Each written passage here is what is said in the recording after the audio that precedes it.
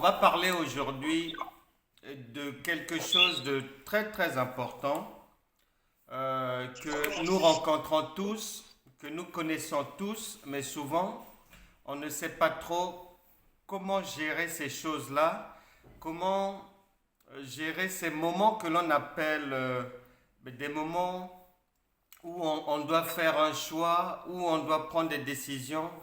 On va parler des erreurs aujourd'hui. Comment est-ce que nous, en tant qu'enfants de Dieu, on doit... quelle idée mais devons-nous avoir de l'erreur ou des erreurs? Est-ce qu'on doit avoir la même pensée que les gens qui ne connaissent pas Dieu au sujet de l'erreur? Ou bien est-ce qu'on doit penser différemment? Et avec l'aide du Saint-Esprit, donc c'est ce qu'on va voir aujourd'hui. Comment est-ce qu'en tant qu'enfant de Dieu, comment est-ce qu'on doit considérer ce qu'on appelle erreur et comment y faire face?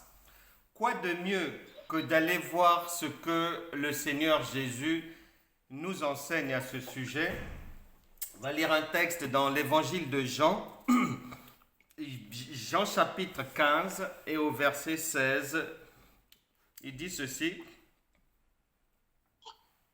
Jean chapitre 15, verset 16.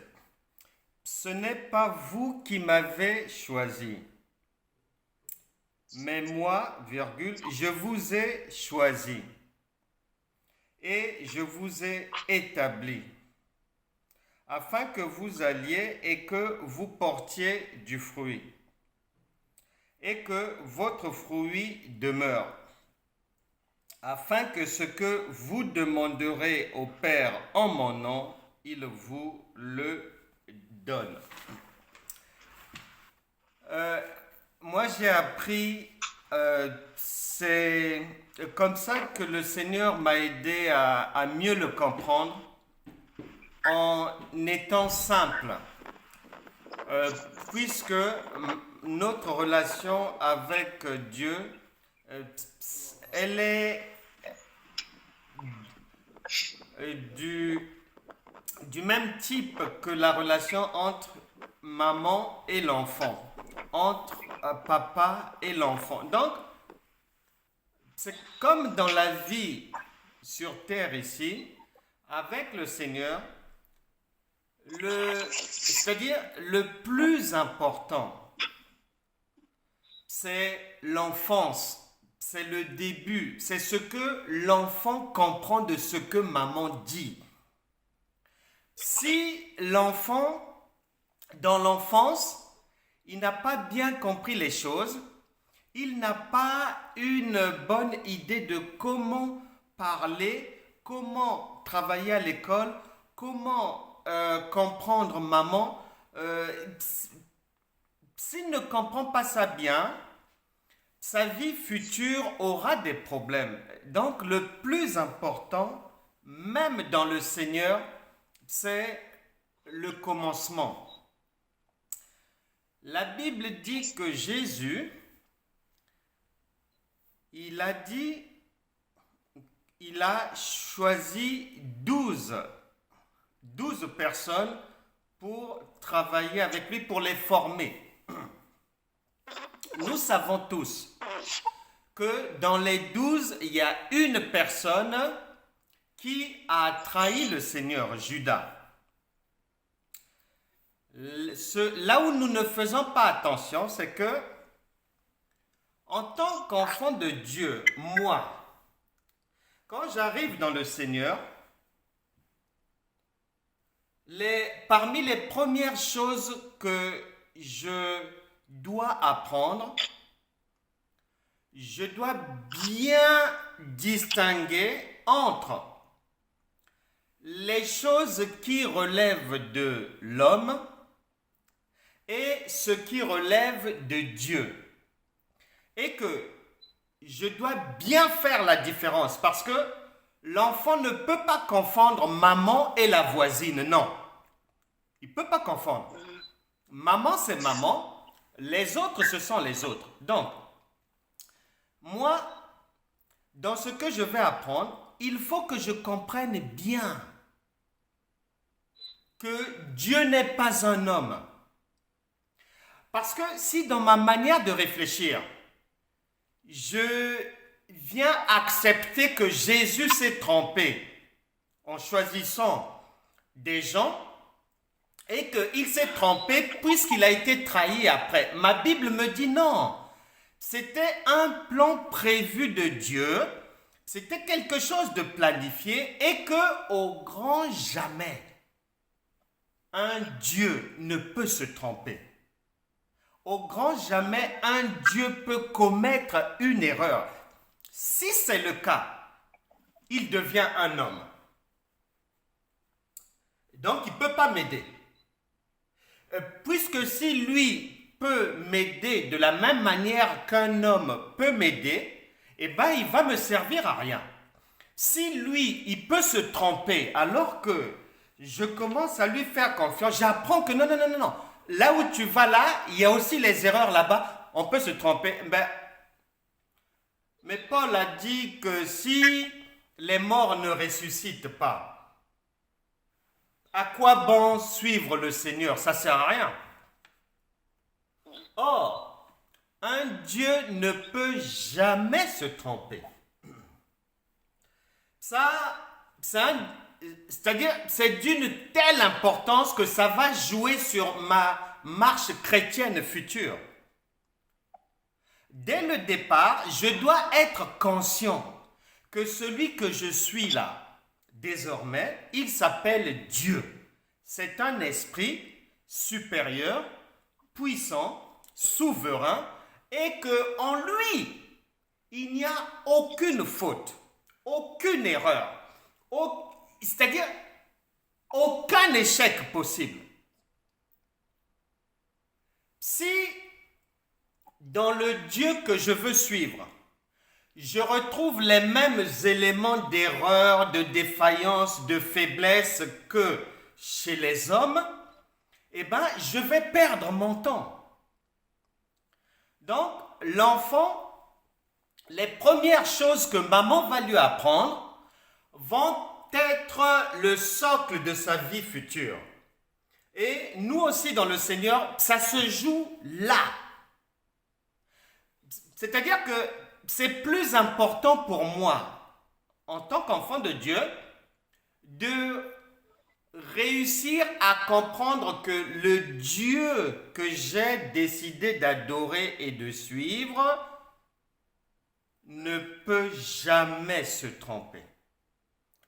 Comme il vit maintenant en moi par le Saint-Esprit. Résultat, conclusion, il est impossible que ma vie continue à être une vie d'erreur. Faux et archi-faux. Jésus dit aux disciples, c'est moi qui vous ai choisi, mais l'un de vous est un démon. Est-ce que ça veut dire que Jésus s'était trompé? Non, il le savait dès le départ. Mais comme c'était une mise en scène, mais comme ça avait aussi pour objectif de nous faire comprendre que même si tu t'es trompé, que même s'il y a un ça ne va pas dans la vie, ça ne va pas, la présence d'une personne méchante, un environnement hostile, toute la négativité, tout ça là, n'empêcheront jamais ce que Dieu a prévu faire dans ta vie de se réaliser. C'est impossible. Maintenant, la condition, il faut que l'enfant ait bien compris d'abord ce que maman est, ce que maman lui a appris. D'abord, ça commence là. Mais ça ne sert pas qu'on aille faire des choses dignes des fils qui ont 17 ans, 18 ans, qui ont déjà grandi, 20 ans et tout. Si dans l'enfance, on n'a pas compris, mais ça ne sert pas. Et d'ailleurs, c'est très dangereux parce que moi-même, je vais mettre ma vie en danger. si je ne comprends pas d'abord le b.a.-ba de ce que maman essaie de me faire comprendre. Nous devons chacun savoir que les erreurs, c'est pour les hommes. Et qu'un Dieu, celui qu'on appelle Dieu, ne peut jamais se tromper. C'est une impossibilité.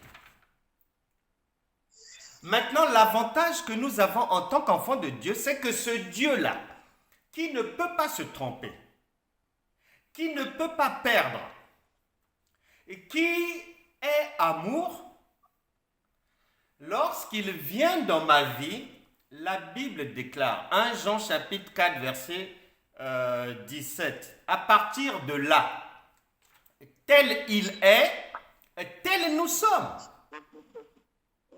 Donc, si lui ne peut pas se tromper, en venant vivre en moi, conclusion, je ne peux plus jamais me tromper aussi. C'est clair, ça doit être clair, c'est non négociable. Il faut que, si je prie, je jeûne, sans retenir cette base que maman m'apprend, que mon fils, comme je suis avec toi, je ne peux pas permettre que tu ailles dans des erreurs, que tu sois en échec, non.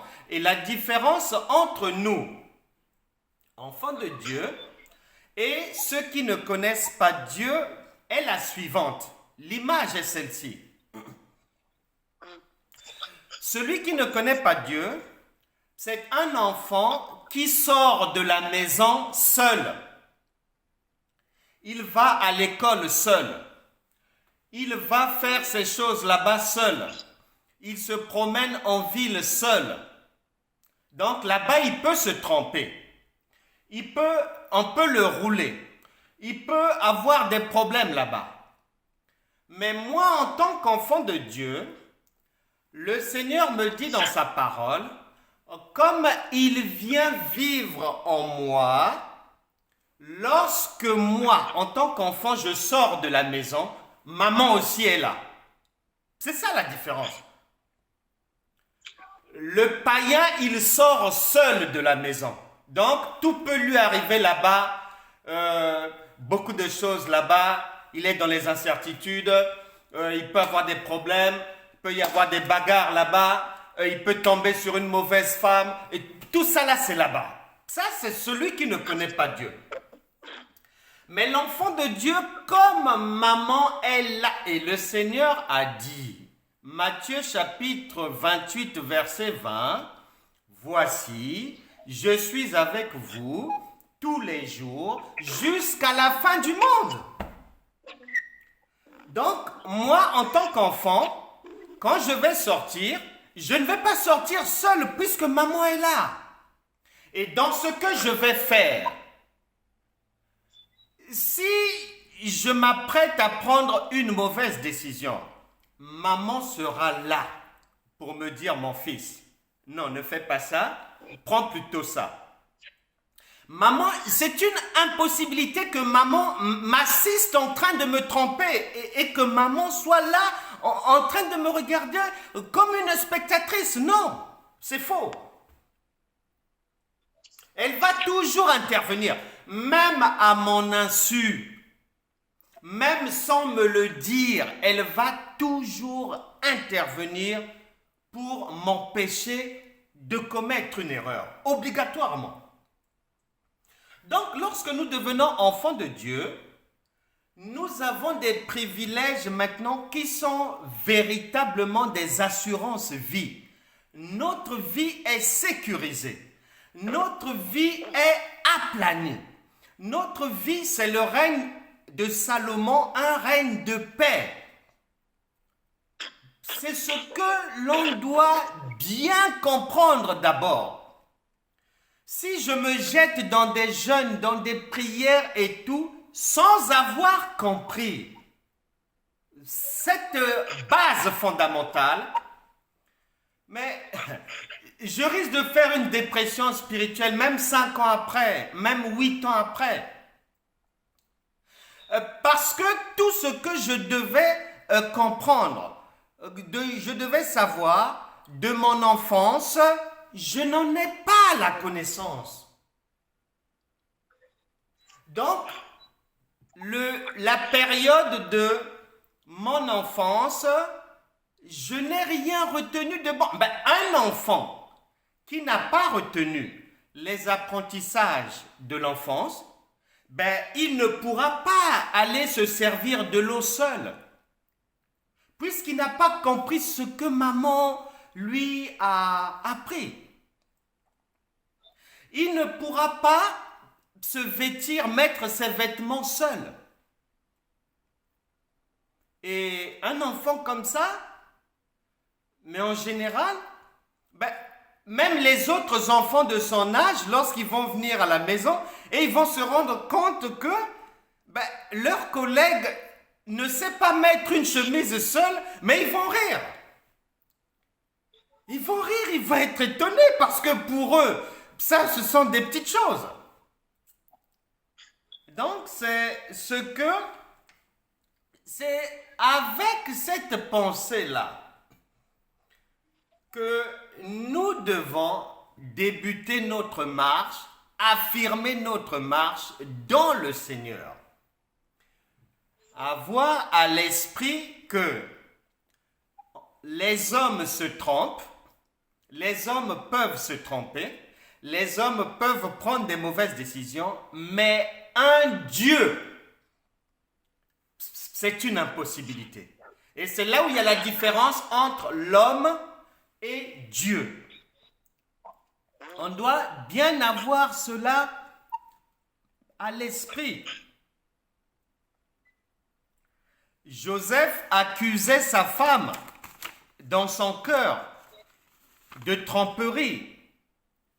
Là, c'est Matthieu chapitre 1, du verset 18 à 20, 21 là-bas, il accusait dans son cœur sa femme parce que sa femme était enceinte et lui ne reconnaissait pas cette grossesse.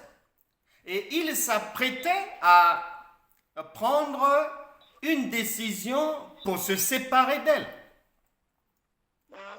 Mais le Seigneur, comme le Seigneur ne peut pas laisser son enfant se tromper, le Seigneur est venu lui parler. Et il a compris. Donc on doit retenir cela, que le Dieu avec lequel nous marchons, il ne connaît pas les erreurs. Il ne connaît pas les mauvais choix. Il ne connaît pas les mauvaises décisions. C'est une impossibilité, puisque c'est un Dieu qui connaît toutes choses. La Bible déclare même que avant qu'on ne puisse venir au monde, il connaît toute la vie de chacun, c'est-à-dire personne ne peut lui apprendre quelque chose. Donc, c'est cette confiance-là, en ce Dieu-là, que l'on doit renforcer en nous par la connaissance de ces choses-là. Maintenant, comme nous sommes dans une école de la vie, comme la marche avec Jésus, c'est une école. Comme Jésus, il forme d'abord les gens. Parce que si on ne t'enseigne pas, si tu ne comprends pas, si maman ne t'explique pas, ben, tu auras des problèmes. Dehors, tu auras des problèmes. Donc, maman est obligée de t'expliquer. Maintenant, maman, elle a plusieurs manières d'éduquer l'enfant. Elle a plusieurs manières d'aider l'enfant. La Bible déclare que accepte la réprimande, c'est pour ton bien. Et la Bible déclare qu'un parent qui ne réprimande pas l'enfant met l'enfant en danger.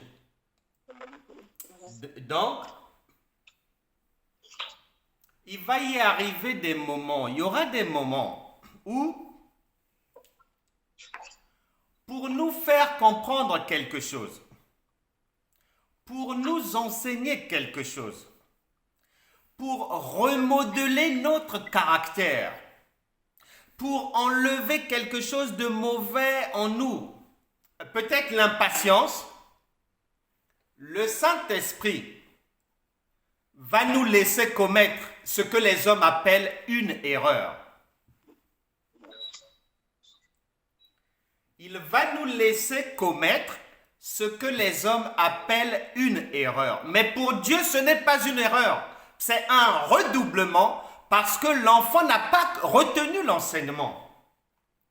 Et lorsqu'on ne comprend pas un enseignement, lorsqu'on ne retient pas un enseignement, tu ne peux pas passer de la classe de CM2 à la 6e. Non. Et si les hommes font ainsi, eh ben, c'est l'esprit du Créateur qui a mis cette manière de faire en l'homme. Donc, notre modèle, c'est le modèle divin. Il va donc arriver des moments dans la vie où tout le monde dira que tu t'es trompé. Mais Dieu ne dira pas ça. Parce qu'il a un objectif. Parce que ce qu'il a prévu, là où il tient à te conduire, la vie est un cycle et c'est comme un parcours d'un train et il y a des gares. Tu ne peux pas te retrouver, si Dieu t'attend en gare de Lille, venant du sud, tu ne peux pas, si tu ne passes pas par Paris, te retrouver à Lille, là où Dieu t'attend. C'est pas possible. Donc, il y aura des choses que Dieu nous a déjà données, qui doivent se réaliser dans nos vies. Il y aura des moments où on doit aller dans une direction. On doit parvenir à un résultat. Mais ce résultat-là, ce bienfait-là, est précédé de la compréhension d'abord de certaines choses. Parce que si maman donne beaucoup de choses à l'enfant, ça peut être un bien, mais pour un mal. Nous le savons tous dans la vie, beaucoup d'enfants gâtés finissent parfois dans la drogue. Beaucoup d'enfants gâtés finissent dans des travers. Donc, le parent sait qu'il y a des choses, si l'enfant n'a pas compris, on ne passe pas à l'étape d'après. Sinon, ça sera dangereux pour l'enfant. Donc, parfois, du fait que on ne comprenne pas ce que Dieu veut que l'on comprenne, du fait que nous avons encore dans notre caractère l'impatience, le non-pardon, Dieu va s'arranger à créer des circonstances pour nous dépouiller de l'esprit d'impatience à travers aussi l'échec. Parce que l'échec va te permettre de t'assagir, de réfléchir. Pourquoi ça n'a pas marché? Qu'est-ce que je n'ai pas fait que j'aurais dû faire? Pourquoi je n'avais pas dit ceci? Est-ce qu'il fallait que je dise cela? Et donc, la marche chrétienne va échouer si ces enseignements-là, qui sont simples, parce que nous les appliquons dans la vie de tous les jours, Si dans le Seigneur, on charge notre tête uniquement du jeûne et de la prière, sans la sagesse, sans cette petite intelligence, eh bien c'est peine perdue. Non, non, non, non, non. Non. Dieu attendra. Et la Bible déclare que chez Dieu, un jour c'est 1000 ans. 1000 ans c'est un jour. Donc lui, il a son temps. Le perdant, c'est l'homme. Dieu, lui, il va attendre. Si tu ne veux pas écouter les conseils, pour te conduire à écouter les conseils, il va te stopper quelque part d'abord. Il va te mettre dans un cycle de l'échec pour que tu apprennes aussi à écouter les autres. Mais pour Dieu, cela ne veut pas dire que son enfant a échoué. Non, c'est l'école. Cela ne veut pas dire que même si la société dit que la personne a échoué, non, non, non, non, non, c'est une école. En France, on a dit, lorsque Jacques Chirac avait été élu président de la République, on a dit que c'était un président expérimenté. Et quand les journalistes expliquaient ce qu'ils appelaient par expérimenté, c'est parce qu'il était élu à la 4e tentative. Parce que l'homme avait beaucoup échoué dans la vie, parce que l'homme avait vécu des coups difficiles, des trahisons, et il avait réussi à comprendre beaucoup de choses. Il avait réussi comment est-ce qu'on peut avancer? Comment est-ce qu'on peut passer à côté des pièges, des pots de bananes, des faux amis, des faux compagnons? Donc, ces échecs préparaient la réussite future. Et ça, c'est dans le monde. Mais dans le Seigneur, le monde a pris du Seigneur ce fonctionnement-là. Et tant qu'on ne comprend pas ces choses-là, ça sera difficile.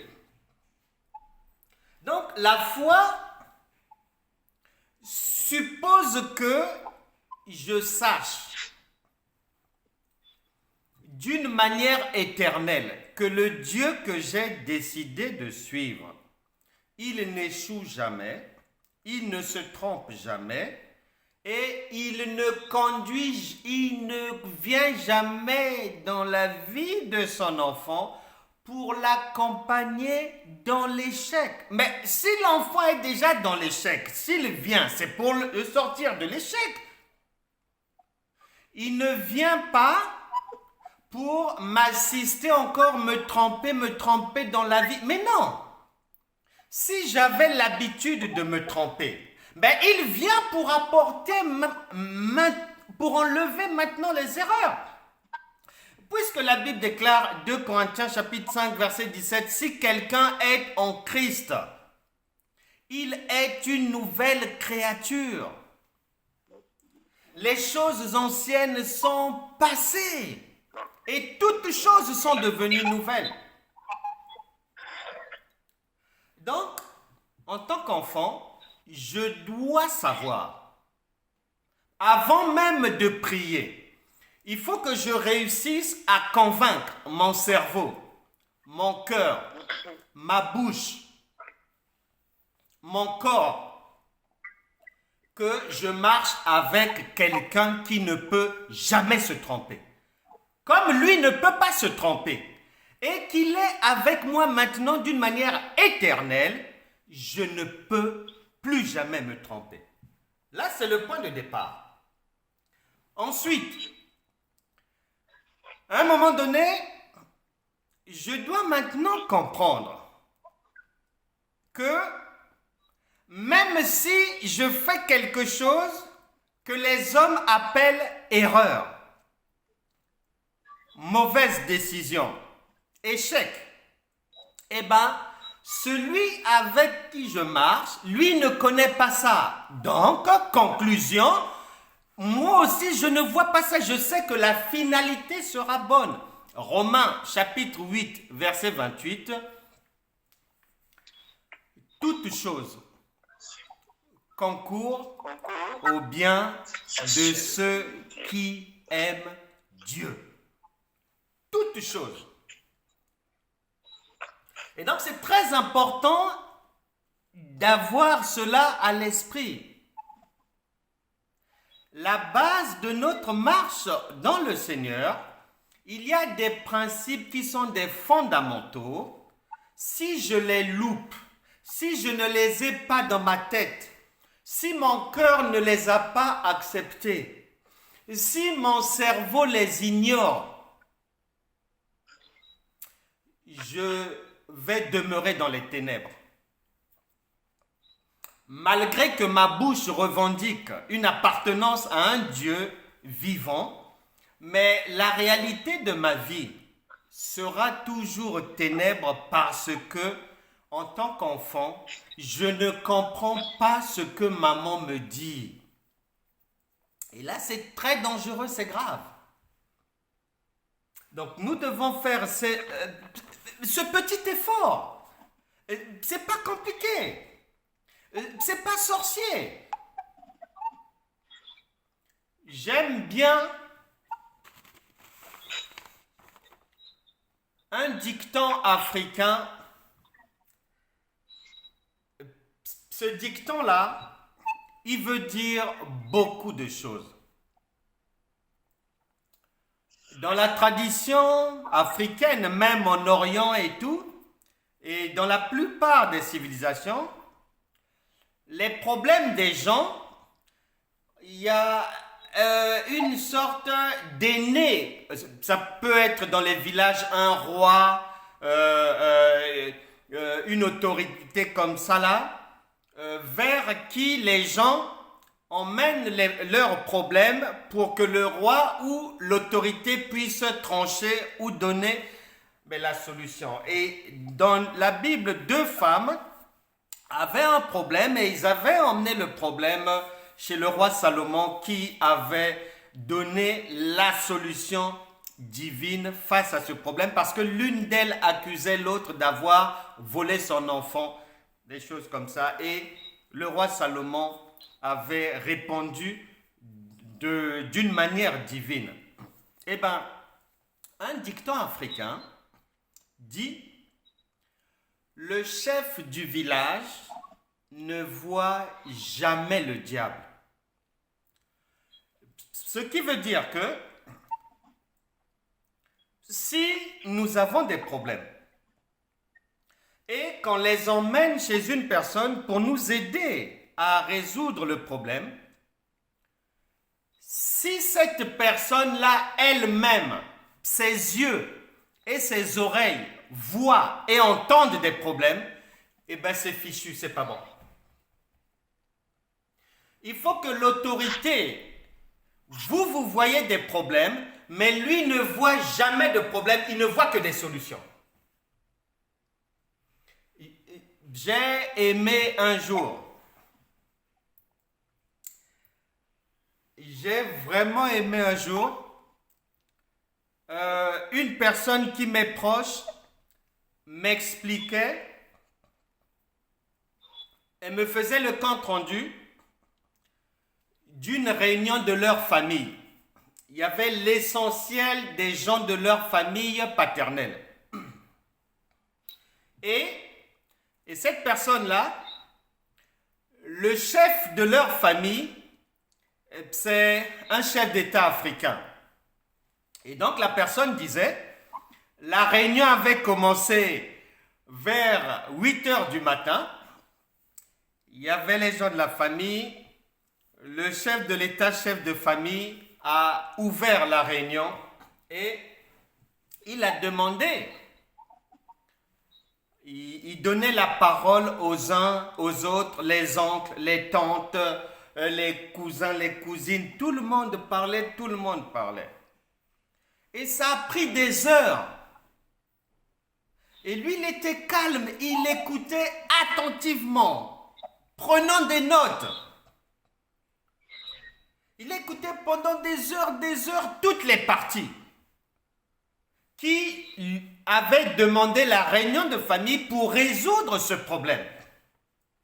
Après des heures d'écoute, lorsqu'il va prendre la parole, il va dire à tout le monde, je vous ai tous écoutés attentivement, mais jusqu'au moment où je m'adresse à vous, je ne vois pas là où il y a un problème. Je ne vois pas. Vous vous appelez problème ce qui n'est pas problème. C'est ça votre problème. Et donc, si un être humain qui ne connaît même pas Jésus, en se basant simplement sur la simple sagesse traditionnelle et mettant en pratique le dicton qui dit que le chef du village ne voit jamais le diable. Le diable veut dire les problèmes, les difficultés, l'oppresseur. Il ne voit pas. Eh bien, ils ont pris ça où? C'est la pensée divine, puisque Dieu ne connaît pas de problème. Dieu n'a aucun problème. Dieu ne voit pas de problème. Dieu n'a que des solutions. Sinon, il n'est plus Dieu, il devient homme. Donc, moi, quand je marche dans le Seigneur, c'est-à-dire, ma tête doit, la Bible déclare, Hébreux chapitre 12, verset 2, je crois, ayez les regards sur Jésus, le consommateur de notre foi. Je n'ai les regards que sur ce Jésus-là. Or, ce Jésus est Dieu. Or, Dieu ne peut pas se tromper. Donc, ce qui veut dire que même si je dois prendre une décision, j'ai des soupapes de sécurité qui sont là. Maintenant, si je n'ai pas conscience de ça, si on m'a seulement dit que quand il y a un problème, tu vas en jeûne et prière, tu pries, tu jeûnes, blablabla. Bla, bla, bla. Mais non, la tête est vide. Non, l'enfant doit d'abord savoir que maman qui est avec moi ne peut jamais me laisser me tromper. Voilà, ça commence là d'abord. Ma marche doit commencer d'abord là, petit à petit, là, dans des choses simples que maman va m'apprendre. Que mon fils, je t'ai dit, je suis avec toi tous les jours, jusqu'à la fin du monde. Ce n'est pas toi qui m'as aimé le premier, c'est moi qui t'ai aimé. J'ai encore dit, je ne t'abandonnerai pas, je ne te délaisserai pas. J'ai encore dit, les eaux ne te submergeront pas, le feu ne t'embrase. Mais si j'ai tout ça là, mais résultat des courses, mais je suis conscient que je ne peux pas échouer. C'est faux. Même si je ne sens pas une chaleur, même si je ne vois rien, non, je ne peux pas. Dieu ne peut pas mentir. Maman ne peut pas mentir à l'enfant. Pourquoi? Dans quel intérêt? Donc, c'est ce que Dieu voudrait que chacun puisse bien avoir à l'esprit. L'erreur, c'est pour les hommes. L'erreur, c'est pour les païens. L'erreur, c'est pour ceux qui ne comprennent pas Dieu. L'erreur, c'est pour les enfants de Dieu qui ne comprennent pas ce que maman dit. C'est là où se trouve le problème. Maman est simple avec l'enfant. Pour comprendre maman, c'est facile. Mais si, au lieu de m'expliquer ces choses, on me dit, quand je deviens enfant de Dieu, il faut prier comme ceci, tu jeûnes comme ceci, tu jeûnes comme... Non, non, non, non, non, non, non, non, non, non, non, non. Là, c'est mettre la charrue avant les bœufs. Heureusement que dans le Seigneur, il y a toujours des sessions de rattrapage. Et c'est ce que nous sommes en train de faire. Dans le Seigneur, il n'est jamais trop tard. Et chacun doit comprendre que ça ne marche pas là. Qu'on ait dit que je me suis trompé, que ça soit vrai que je m'étais trompé, peu importe. Jésus a dit, passons à l'autre bord. Et tant qu'il est avec moi, j'ai confiance. Je sais qu'on va passer à l'autre bord. Dieu a le pouvoir de transformer le mal en bien, le bien en mal, l'échec en réussite, la réussite en échec. Il faut que mon cerveau le sache et que mon cœur retienne cela éternellement.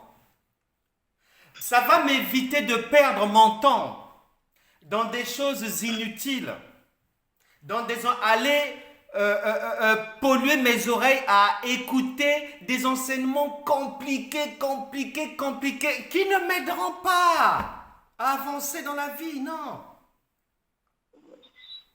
Un pasteur, Steve Munsey, un anglophone, un jour, dans une réunion, il y avait 3000 personnes. Il a enseigné. À la fin de son enseignement, il parlait de la guérison divine. À la fin de son enseignement, il va dire ceci. Le Saint-Esprit me dit que ici, il y a 19 personnes qui souffrent d'un cancer. Que ces 19 personnes viennent ici maintenant devant l'estrade. Dieu veut les guérir. Une personne s'est présentée, 2 personnes, 3 personnes. 19 personnes se sont présentées. Et Steve Munsey va donc faire une prière au nom de Jésus pour que toutes ces personnes soient guéries de leur cancer au nom de Jésus. Malheureusement pour Steve Munsey, et je dirais malheureusement par rapport aux chrétiens incrédules et aux gens du monde, Steve Munsey était parti plus loin. Il dira, devant cet auditoire, 3000 personnes, c'était retransmis dans les réseaux, il dira que si vous tous, vous n'êtes pas guéris du cancer, j'abandonne le pastorat. Donc, vous vous imaginez la prise de risque. Si vous tous allez faire des tests, si vous n'êtes pas tous guéris du cancer, j'abandonne le pastorat, j'arrête le ministère. La réunion a pris fin. Le lendemain, quelques jours après, ça n'avait pas fait une semaine. L'une des 19 personnes est décédée. Là, les bruits ont couru. Menteurs, faux serviteurs de Dieu, orgueilleux, ça t'apprendra. Abandonne maintenant le pastorat. Arrête maintenant. Tiens ta parole. Beaucoup d'injures et tout. Et Steve Munsey a arrêté. Il est resté chez lui à la maison. Il n'allait plus. Il avait pris congé. Comme l'homme est vraiment méchant. Sur les 19 personnes, il y a eu un décès et 18 personnes guéries. Mais comme le compte n'y était pas, comme la Bible déclare que ton oui soit oui, que ton non soit non, comme il avait déjà dit 19, tous guéris, s'il n'y a pas de guérison, j'arrête, je ne suis plus pasteur. Donc tu es obligé de tenir parole. Et c'est ça aussi la marche avec le Seigneur. Donc il arrête, il est chez lui. Il ne recevait plus les gens de l'église qui voulaient venir l'encourager, le fortifier. Non, non, non, non. Il a dit à sa femme, je ne veux plus avoir aucun contact avec les gens de l'église. C'est terminé, je n'y suis plus. Les jours passent. Les jours passent. Notre assurance vie, lorsqu'on devient enfant de Dieu, c'est que nous sommes passés du camp de l'échec au camp de la victoire. Et que si mon cerveau ne sait pas que Dieu me dit, Romains chapitre 8, verset 37, dans toutes ces difficultés, toutes ces choses, tu es déjà plus que vainqueur. Si je ne le sais pas, si je ne comprends pas ça, c'est très grave. Et donc, les semaines passent, un mois passe, les jours défilent, une femme un matin vient frapper à la porte de Steve Munsey. Et elle est reçue par sa femme. La dame voulait rencontrer Steve Munsey. Il a refusé. Et la femme a insisté auprès de sa femme, Elle ne voulait pas partir. Elle a tellement insisté que sa femme est allée lui parler à un moment donné pour lui dire, écoute, je sais que tu as fini avec l'église, tu as fini avec les gens de l'église, mais comme elle ne veut pas partir, même ne fût-ce que pour lui faire plaisir, écoute-la. Et son mari va finir par accepter. Et Steve Munsey reçoit cette femme. Cette femme était venue faire quoi? Elle avait en main l'autopsie du corps de son mari qui mettait en lumière que son mari n'était pas mort d'un cancer. Il était mort de mort naturelle, une simple crise cardiaque. Et donc, avant sa mort, il avait été guéri du cancer. Et c'était la 19e personne. Dieu n'abandonne jamais ses enfants, c'est pas possible. Et c'est comme ça que cette information arrive à l'église. Il y a les preuves de l'autopsie et tout, et c'est comme ça que Steve Munsey a repris le ministère. Et jusqu'aujourd'hui, il est pasteur. Dieu n'abandonne jamais ses enfants. Il est toujours là pour les justifier, pour prouver que c'est un Dieu qui nous mène dans une barque qui est une véritable assurance vie. On n'a pas besoin de voir, de sentir, de toucher. Non, il a dit. Et ça existe, c'est comme ça. Nous allons prier que chacun désormais puisse enlever de son cœur les suppositions sur la peur, l'erreur, la crainte, mauvaise décision. Non, non, non, non. Non.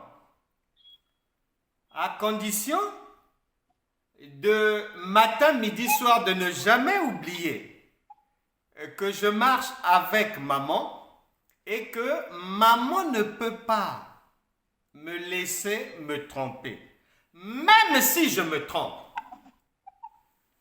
maman va rattraper mon erreur. Résultat des courses, je préfère mettre dans ma tête et dans mon cœur l'idée que je marche avec un Dieu. Et ma vie désormais est une vie sans erreur, c'est tout. Nous allons maintenant prier. Que chacun ouvre son cœur. Et je crois que si quelqu'un pensait avoir commis une erreur, si quelqu'un avait pris peut-être il y a plusieurs années de cela une mauvaise décision, si quelqu'un était sur le point humainement de se tromper, je crois que si elle a compris, parce que la Bible déclare que si aujourd'hui vous entendez sa voix, n'endurcissez pas vos cœurs. Si quelqu'un a compris ce que le Saint-Esprit voulait que l'on retienne aujourd'hui, à partir d'aujourd'hui, et si quelqu'un a scellé cela dans son cœur, et je dois maintenant marcher la tête haute et non la tête baissée, parce que Dieu est avec moi et qu'il est réel, qu'il est véritable. Si quelqu'un a compris cela, toutes choses vont s'arranger dans sa vie. Seigneur, merci pour ta parole. Nous te bénissons, nous te glorifions. Seigneur, tu as dit dans ta parole que nous te cherchons souvent un peu loin, alors que tu es juste à côté de nous. Seigneur, nous te demandons pardon parce que nous étions dans l'ignorance. Et nous n'étions pas conscients que, Seigneur, que comme tu es Dieu, tu ne connais ni erreur, ni mauvaise décision, ni mauvais choix, ni échec. Aie pitié de notre ignorance. Maintenant, Seigneur, fais du bien à chacun. Que toute chose qui était courbée dans la vie d'une personne ici soit désormais redressée au nom de Jésus. Que ton intelligence, Seigneur, et ta connaissance et ta sagesse accompagnent désormais tout un chacun. Au nom puissant de Jésus. Saint-Esprit, fais du bien dans tous les domaines. Fais passer à l'autre bord dans tous les domaines, toute personne ici. Que ce qui avait été perdu hier soit rattrapé et livré au centuple, au nom puissant de Jésus. Que la vie ne soit plus jamais la même. Amen. Amen. Amen.